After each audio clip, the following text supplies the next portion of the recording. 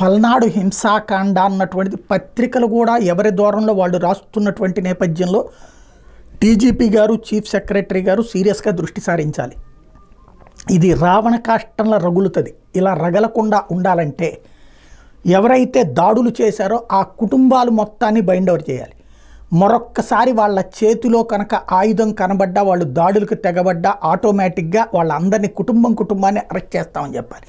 అక్కడ జరిగేటటువంటి వ్యవహారం ఏంటంటే మగాళ్ళని రెచ్చగొడతారు. అవతలోడు రాళ్ళేస్తుంటే నువ్వేం చేస్తున్నావు, నిద్రపోతావు, నువ్వు మగాడివి కాదా, నువ్వు కాపురానికి ఏంట్రా అని తిడతారు. అందుకని వీళ్ళు కూడా దాడులకు వెళ్తారు. నిన్న చూశారు, రాళ్ళని చేతులకు ఇస్తున్నటువంటి దృశ్యాలు చూశారు.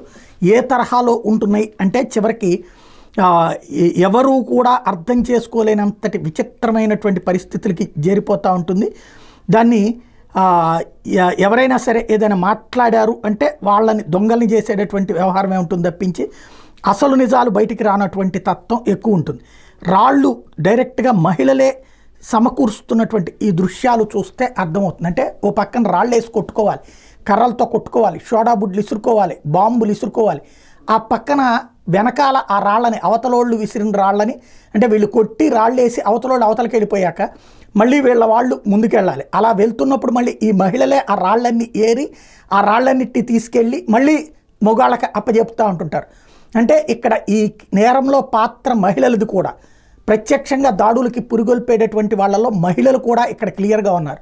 ఇక్కడ దృష్టిలో పెట్టుకోవాల్సినటువంటి విషయం ఏంటంటే పోలీసులు కానీ లేకపోతే కనుక స్పెషల్ ఫోర్సెస్ కానీ ఈ మొత్తం కుటుంబాలని కనుక బైండ్ ఓవర్ చేయకపోతే మగాళ్ళు అలా పోలీస్ స్టేషన్కి వెళ్తారు, మళ్ళీ మహిళలు ఇక్కడ ఇంకొకళ్ళని రెచ్చగొడతారు, పిల్లలను ఇంకొకళ్ళను తీసుకొస్తారు.